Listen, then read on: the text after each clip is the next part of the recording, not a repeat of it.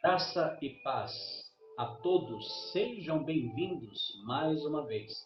Para você que ainda não me conhece, eu sou o pastor Cristiano Machado, seja muito bem-vindo aqui no nosso canal.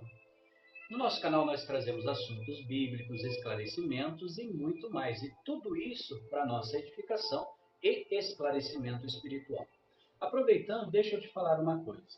Você que ainda não é um inscrito no canal, se inscreva. Deixa também o seu like, compartilhe os vídeos para que mais pessoas possam ser abençoadas. Deixa também aqui embaixo o seu comentário. Neste vídeo eu quero trazer uma reflexão e uma análise sobre o Salmos 2. O Salmos 2 é um texto poderoso que reflete a soberania de Deus e o reinado do Messias, com implicações práticas e relevância para a nossa vida cristã. Este salmo ele pode ser dividido em 4 seções. Primeiro, rebelião das nações. Segundo, a resposta de Deus a esta rebelião. Terceiro, a declaração do Filho. E quarto e último, exortação às nações. Agora vamos analisar cada seção.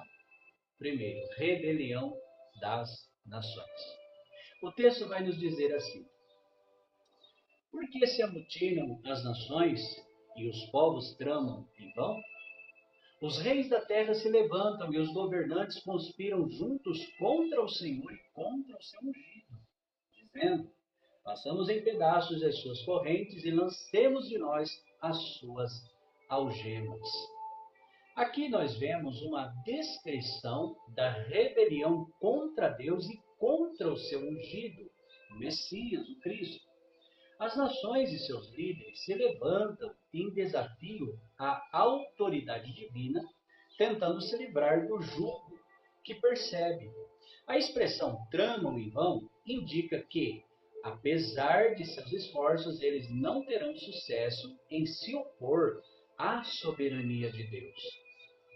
Ainda hoje, vemos a humanidade tentando viver de maneira independente de Deus, rejeitando assim a sua autoridade.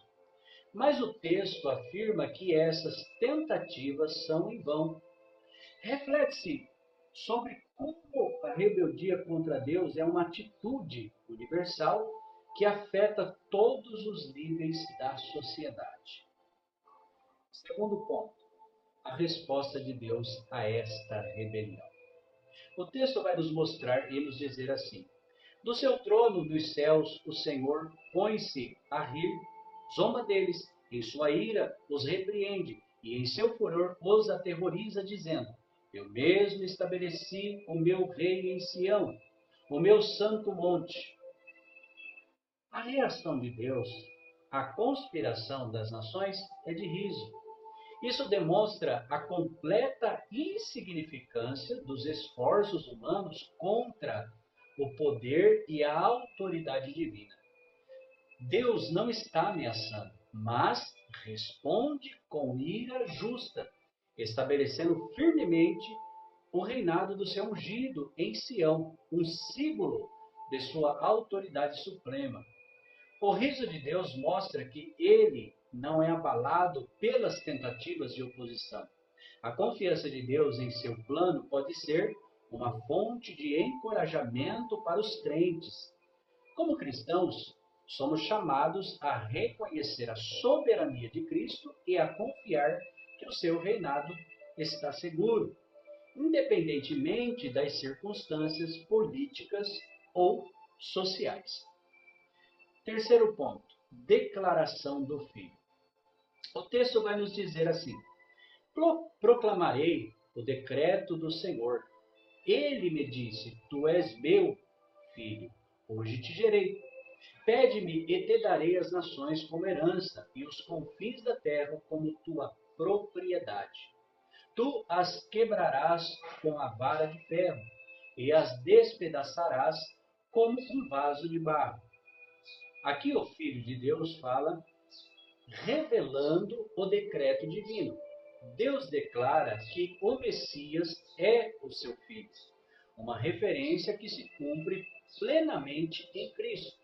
como nós vemos em Atos 13:33 e também em Hebreus 1:5. O Filho recebe as nações como herança, e seu governo será com poder, vara de ferro, indicando a autoridade absoluta e a inevitabilidade do seu domínio. Esse texto aponta para a soberania de Cristo sobre toda a terra e a certeza do cumprimento de seu reinado. Os crentes devem viver com a certeza de que Jesus é o Rei soberano e que o seu governo prevalecerá. Quarto e último ponto, a exortação às nações. O texto vai nos dizer assim: por isso, ó reis, sejam prudentes, aceitem a advertência, autoridades da terra, adorem o Senhor com temor, exultem com tremor, beijem o Filho, para que ele não se ire e vocês não sejam destruídos de repente, pois no instante acende-se a sua ira. Como são felizes todos os que nele se refugiam. A parte do Salmo é uma exortação para que os reis e governantes reconheçam a autoridade de Deus e do seu Filho e sirvam ao Senhor com temor reverente. A expressão beijem o Filho reflete a uma atitude de submissão e adoração. Se recusarem a se submeter, enfrentarão a ira divina. No entanto, há uma bênção para aqueles que se refugiam em Deus.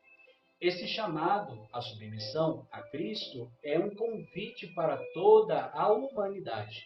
Aqueles que rejeitam o Filho enfrentam o julgamento, mas aqueles que buscam refúgio nele encontram paz e felicidade.